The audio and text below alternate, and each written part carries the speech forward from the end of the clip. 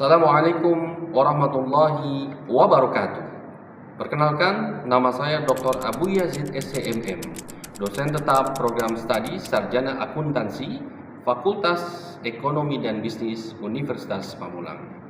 Pada kesempatan ini, saya akan menyampaikan pembelajaran mata kuliah Sistem Informasi Manajemen dengan materi Manajemen Proyek. Materi manajemen proyek merupakan salah satu pokok bahasan penting dalam mata kuliah Sistem Informasi Manajemen.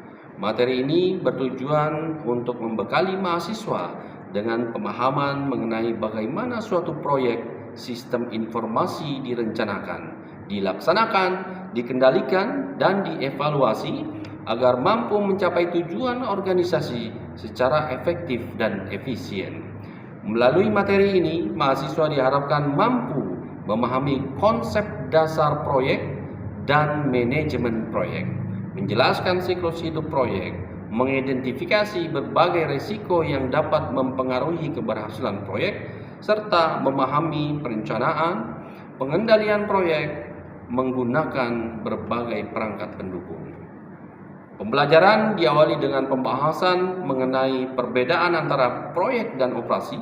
Mahasiswa memahami bahwa operasi merupakan aktivitas yang dilakukan secara berulang untuk mendukung kegiatan organisasi, sedangkan proyek merupakan kegiatan yang bersifat sementara, memiliki tujuan tertentu, batas waktu, anggaran, serta target yang harus dicapai. Selanjutnya, mahasiswa diperkenalkan pada fenomena kegagalan proyek sistem informasi sebagai dasar pentingnya penerapan manajemen proyek dalam organisasi. Materi berikutnya membahas manajemen proyek, yaitu penerapan pengetahuan, keterampilan, metode, dan teknik untuk mencapai tujuan proyek secara efektif. Mahasiswa mempelajari 5 variabel utama yang menentukan keberhasilan proyek, yaitu scope, time, cost, quality, dan risk, sehingga mampu memahami pentingnya pengelolaan setiap variabel secara terpadu. Selanjutnya, mahasiswa mempelajari project management life cycle yang terdiri atas project initiation, project planning, project execution, dan project closure. Melalui materi ini, mahasiswa memahami tahapan pengelolaan proyek mulai dari perencanaan, pelaksanaan, pengendalian, hingga evaluasi dan penutupan proyek secara sistematis. Mahasiswa juga mempelajari pengelolaan resiko proyek, meliputi identifikasi faktor-faktor resiko, manajemen perubahan, implementasi sistem, peran pengguna, serta dukungan manajemen. Materi ini memberikan pemahaman bahwa keberhasilan proyek tidak hanya ditentukan oleh aspek teknis, tapi juga oleh pengelolaan risiko yang baik. Sebagai penutup, mahasiswa mempelajari perencanaan formal dan peralatan pengendali proyek seperti Gantt chart, PERT diagram, serta pemanfaatan Microsoft Project sebagai perangkat lunak yang mendukung proses perencanaan, pengendalian, dan monitoring proyek. Dalam penyampaian materi ini, saya menggunakan metode pembelajaran DIA, Delivery, Interaction, dan Assessment. Pada tahap delivery, saya menyampaikan materi secara sistematis agar mahasiswa memahami konsep-konsep utama manajemen proyek sesuai dengan capaian pembelajaran yang telah ditetapkan. Selanjutnya, pada tahap interaction, saya membangun komunikasi dua arah melalui kegiatan tanya jawab dan diskusi sehingga mahasiswa dapat berpartisipasi aktif serta mengembangkan pemahamannya terhadap materi yang dipelajari. Kemudian pada tahap assessment, saya melakukan penilaian melalui pertanyaan dan evaluasi terhadap pemahaman mahasiswa sebagai umpan balik untuk mengetahui ketercapaian tujuan pembelajaran. Melalui penerapan metode delivery, interaction, dan assessment, diharapkan proses pembelajaran berlangsung secara aktif, interaktif, dan mampu meningkatkan pemahaman mahasiswa terhadap materi manajemen proyek. Selanjutnya, saya akan memulai proses pembelajaran. Wassalamualaikum warahmatullahi wabarakatuh. Assalamualaikum warahmatullahi wabarakatuh. Waalaikumsalam warahmatullahi wabarakatuh. Selamat pagi semua. Pagi. Apa kabar? Luar biasa. Oke, mulai materi, saya absen dulu ya. Abdul Halim ada? Hadir Pak. Hadir. Agatha? Hadir Pak. Agatha ada. Anggi? Hadir Pak. Oke. Aulia? Hadir. Bilkis? Hadir. Dewi? Hadir. Dimas? Hadir. Dimas. Oke. Din? Hadir. Fahmi? Hadir. Febriani? Hadir. Fitra? Hadir Pak. Ada Fitra. Gracia? Hadir. Oke. Gresica? Hadir Pak. Khairul? Hadir Pak. Marsa? Hadir. Marsa hadir. Medina? Hadir. Muhammad Al-Ghifari? Hadir Pak. Oke. Farel? Hadir Pak. Ya. Rizky? Hadir Pak. Oke. Rizky. Naila? Hadir Pak. Naila. Naufal? Hadir Pak. Oke, Naufal. Pijar? Hadir Pak. Oke, Pijar. Rifda? Hadir. Ada Rifda. Rizky? Hadir Pak. Oke. Rizky Kurniawan? Hadir. Ya. Salsabila? Hadir. Sandia? Hadir Pak. Sandia. Setio? Hadir Pak. Oke, Setio. Siti Nurahla? Hadir. Udah, oke. Terakhir Viana. Hadir. Oke. Di hari ini kita akan pelajari tentang sistem informasi manajemen ya. Bersama saya Dr. Abu Yazid SMM ya. Nah, kita bahas tentang manajemen proyek. Capaian nanti yang harus teman-teman bisa setelah materi ini adalah ya proyek dan manajemen proyek.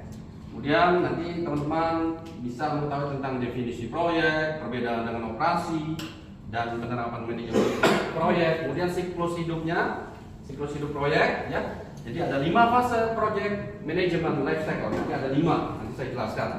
Kemudian teman-teman nanti diharapkan menguasai ya cara mengelola resiko proyek. Tadi saya sudah sampaikan di dalam proyek pasti ada resiko. Oleh karena itu resiko tidak bisa dihilangkan, harus dikelola ya. Ada dimensi resiko, manajemen perubahan, dan strategi pengendalian.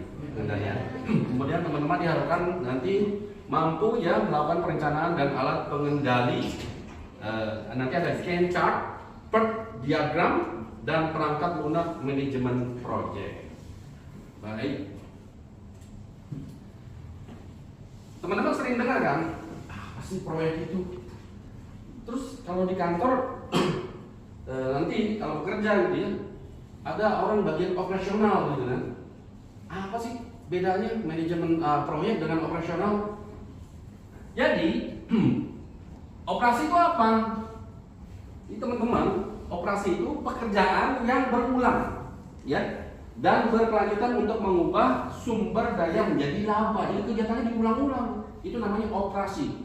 Nah kalau di kantor namanya jadi operasional. Jadi pekerjaannya diulang-ulang. Apa bedanya dengan proyek? Kalau proyek, ya pekerjaannya sementara, unik, kompleks, dan saling terhubung. Jadi harus selesai pada waktu. Kemudian anggarannya berapa dan speknya apa? Spesifikasi yang disepakati. Kemudian ini ada kegagalan proyek sistem informasi. Temuan Stanley Group, hanya kurang dari 30% proyek SI sistem informasi yang selesai tepat waktu sesuai anggaran dan dengan fitur yang disepakati. Berapa persen? Berapa persen? 30 Pak? 30%. Bayangkan. Ya. Kemudian studi tata konsultansi service 2007, 30 sampai 40 proyek atau proyek perangkat lunak adalah runway. Apa itu runway? Jauh, ya, jauh dari melampaui jadwal dan anggaran. Bengkak katanya, anggarannya bengkak, jadwalnya over, waktunya. Atau gagal memenuhi fungsi yang ditetapkan. Gitu ya. Tanpa manajemen yang baik, proyek membutuhkan waktu lebih lama. Kalau tidak dimanage itu, waktunya akan lebih melebihi anggaran, menghasilkan sistem berkualitas rendah. Nah, inilah yang penting. Ini penting. Ya, kalau perhatikan ada 5 variabel utama manajemen proyek. Apa aja? Yang pertama adalah scope. Scope itu menentukan pekerjaan yang termasuk atau tidak termasuk dalam proyek. Misalkan, wah, Anda bikin ada bank A mau ganti sistem. Ya, pekerjaannya apa aja nih? Scope-nya apa aja? Kita harus tahu. Ya, butuh software, scope-nya, butuh orang, SDM-nya. Ya, kemudian butuh apa lagi? Ya, waktu. Scope-nya udah harus tahu semuanya, harus dikumpulkan. Scope itu namanya scope. Jadi nanti teman-teman kalau dapat proyek, scope-nya apa aja sih? Nah, catat semuanya, dicatat. Jangan sampai rugi nanti. Kemudian yang kedua adalah time. Jika dapat proyek, waktunya berapa lama? 6 bulan, misalkan. Ya, oke. Siapa namanya, Mas? Parel dapat proyek ganti sistem di sebuah bank. Parel kebetulan IT, ya, jadi seorang IT di perusahaan. Oke, Parel, ini tolong ganti sistem yang lama dengan yang baru. Tanya berapa lama? 6 bulan. Komitmen, kalau lebih dari 6 bulan, Parel nanti kena penalti. Gitu. Harus dihitung. Ya. Kemudian nanti ada namanya cost. Ada biaya. Wah, dikasih proyek 3 miliar. Kata Parel, wah, besar banget nih. Langsung diambil, padahal dia belum hitung variabel lainnya. Variabel lain harus dihitung. Ya. Biaya orang berapa selama 6 bulan? Biaya sewa tempat misalkan, ya. Biaya apa lagi? Beli alat. Ya, apa lagi kira-kira? Biaya apa lagi nih? Kalau mau ganti sistem sebuah bank, biaya orangnya kan? Bayar karyawan. Terus biaya operasionalnya, ya, lain-lain. Ya, itu dihitung. Jangan melihat 3M besar, udah siap. Hati-hati, ya. Kemudian yang keempat adalah quality. Jangan cepat. Bisa Pak, cepat Pak, aman. Jadi investor, wah, diiming-imingi lah, cepat, aman. Begitu selesai kualitasnya jelek. Ya, internetnya putus-putus, jaringan putus-putus gitu kan. Ya, jadi harus dihitung kualitasnya. Mau spek gimana? Berapa Mbps misalkan? Ya, harus di-manage tuh kualitasnya. Yang terakhir adalah risk. Apa itu risk? Resiko. Jadi semua proyek itu ada resiko. Kalau mau bikin rumah, ada resiko apa? Kuli bangunannya kena batu bata, apalanya kan gitu ya? Nah, Anda ke kampus ada resiko nggak? Apa resikonya? Jatuh dari motor, kan gitu ya? Sama di proyek juga gitu. Ketika Anda nanti migrasi sistem dari sistem lama ke sistem yang baru, ada resiko nggak? Ada. Misalkan begitu diganti, ada bunga deposito yang pajaknya belum terbayar ke pemerintah. Ada kegagalan seperti itu. Karena banyak sekali sistem rangkaiannya. Jadi harus cek satu-satu, benar-benar teliti dan detail. Jadi tidak boleh sembarangan. Ya, dihitung itu.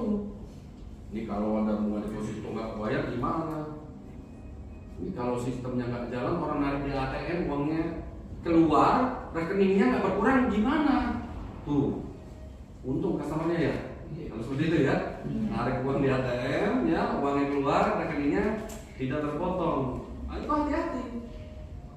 Ini resiko tadi harus dihitung dan dimonitor, ya, dikelola. Kemudian ada siklus hidup manajemen proyek atau PMLC. Yang pertama ada inisiasi proyek, ya, mengesahkan proyek dan membuat proyek charter. Jadi kita gambar dulu proyek charter. Ya. Kemudian ada perencanaan. merencanakan strategi dan implementasi terperinci, ya.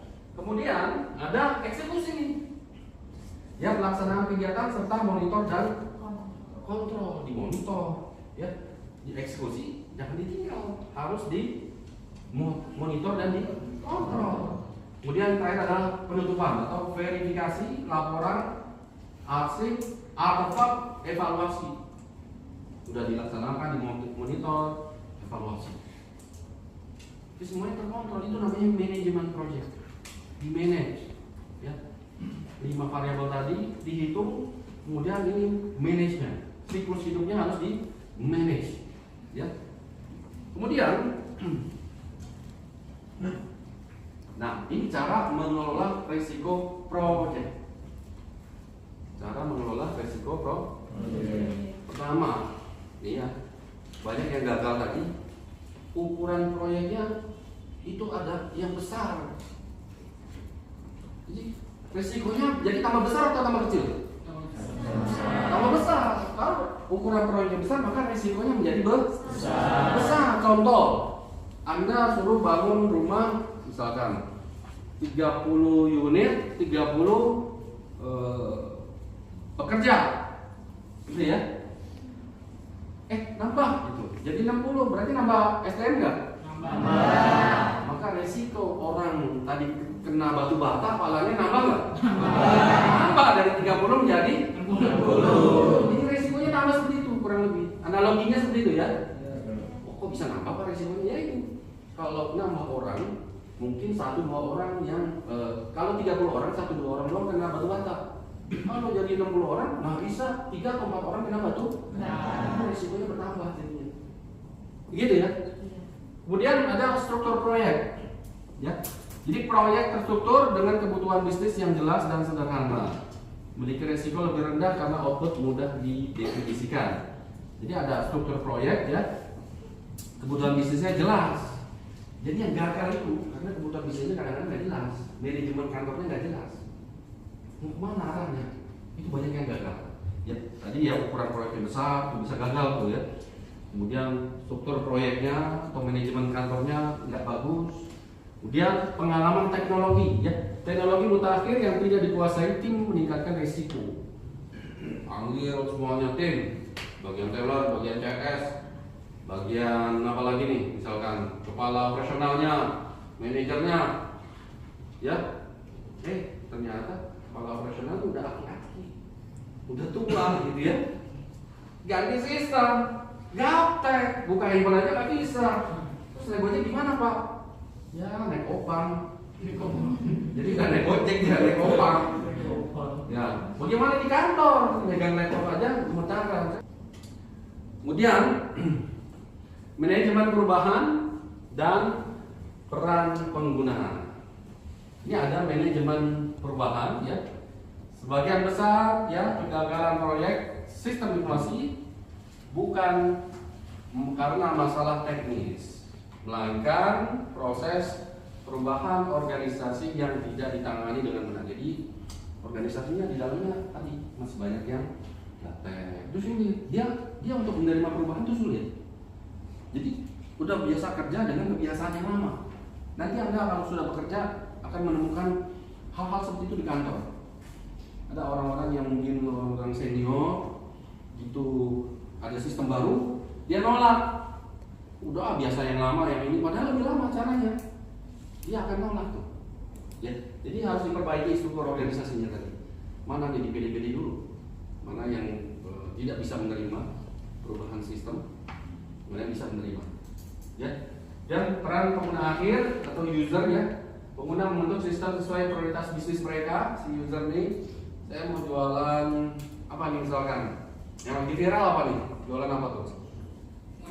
Mochi. Apa? Apa? Oh, Dubai. Nah, berarti saya harus masuk platform atau bikin sistem sendiri kan gitu kan? Kalau bikin sistem sendiri pasti biaya besar sekali kalau masih kecil ya. Ya, berarti mau nggak mau dia masuk ke aplikasi Gojek, Grab, Shopee. Jadi kalau dia punya modal, apa dia bikin sistem sendiri, gitu kan? nanti di format tuh, oh ini pick up delivery service misalkan, ya.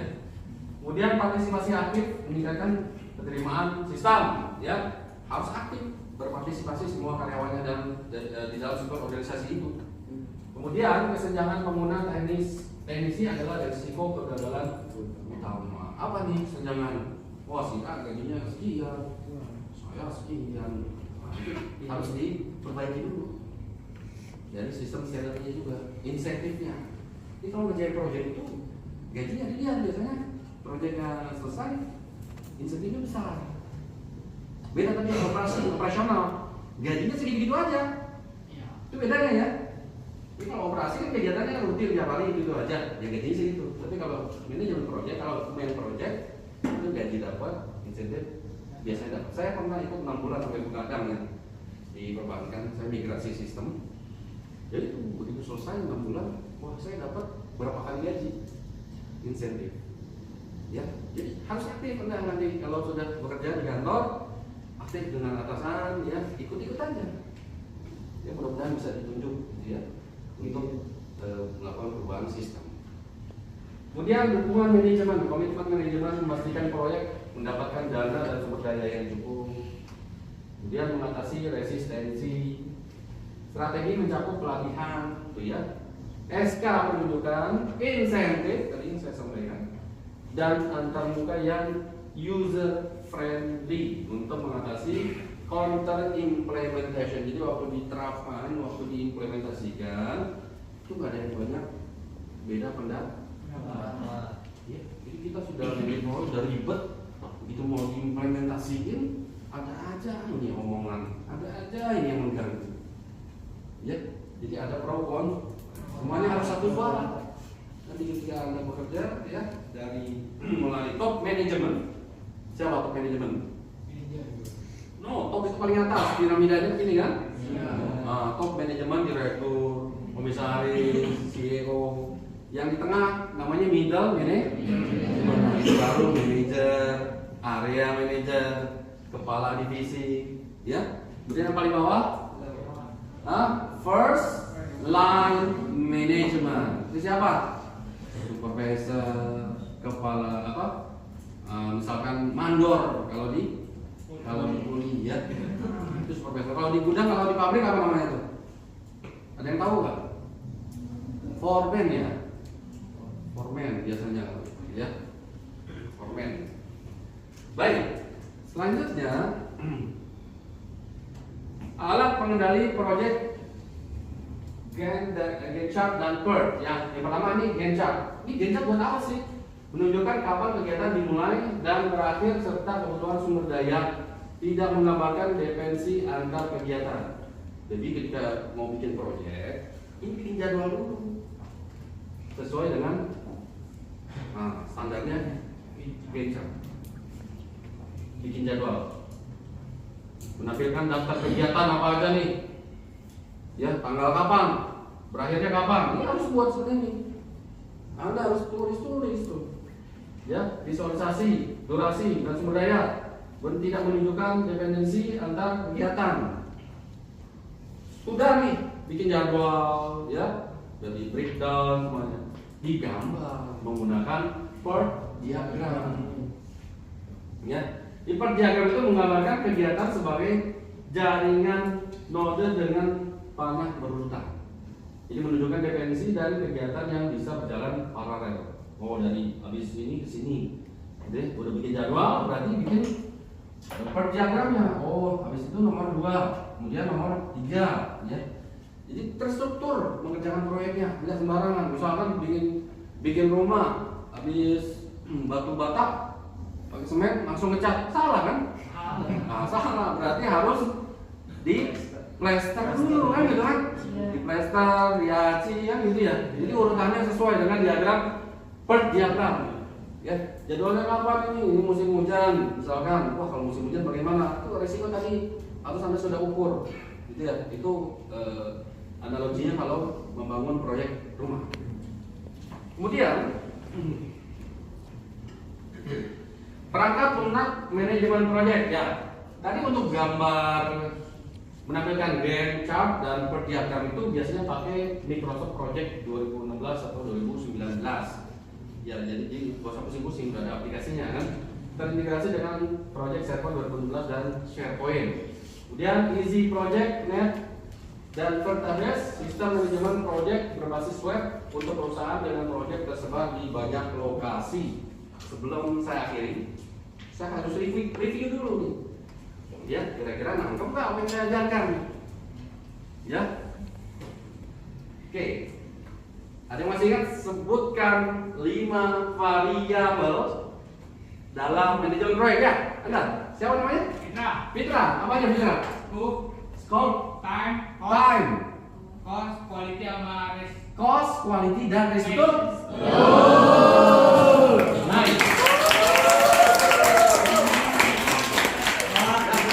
Jadi nanti kalau dapat project dia sudah tahu variabelnya itu harus dihitung dulu. Jangan oke-oke aja dapat 5M, oke, gitu ya.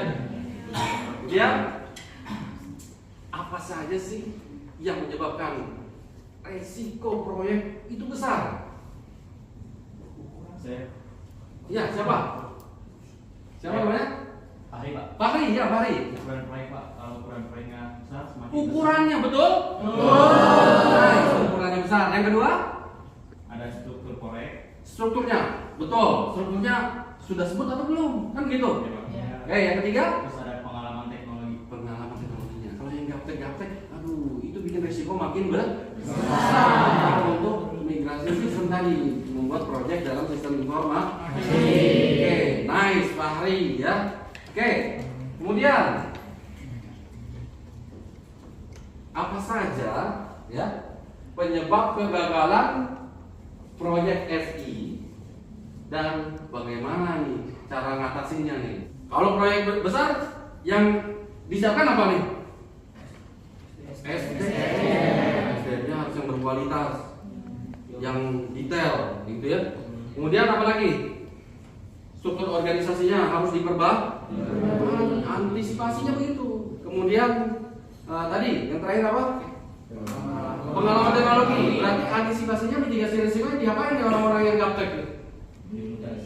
Rotasi, gitu ya. Ya, diganti bidang yang lainnya ya.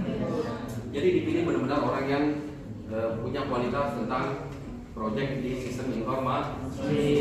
Ya. Oke, ada yang masih ingat nggak? Ada berapa tools tadi? Apa namanya? Bikin dulu jadwal. Yang kedua apa? Diagram, baru digambar, dibuat tuh flow chartnya, alurnya. Mau bikin jadwal tanggal sekian, harus begini, tanggal sekian begini, digambar. Jadi kerjakan ini dulu, kemudian kerjakan ini, kemudian kerjakan yang lain-lain. Ya, baik ya. Saya rasa semuanya ya kelas ini pinter-pinter ya. Bisa memahami baru sekali penyampaian ya. Saya lebih senang kepada praktek dan contoh-contoh ya. Jadi teman-teman bisa paham teorinya dibanding teman-teman menghafal. Jadi saya harapkan diingat-ingat tadi praktek di lapangannya seperti ini. Oh, teorinya ini. Gitu ya. Baik, mungkin itu saja materi kali ini. Semoga bermanfaat ya. Sampai ketemu lagi di minggu depan ya. Saya akhiri, kurang lebih saya mohon maaf. Assalamualaikum warahmatullahi wabarakatuh.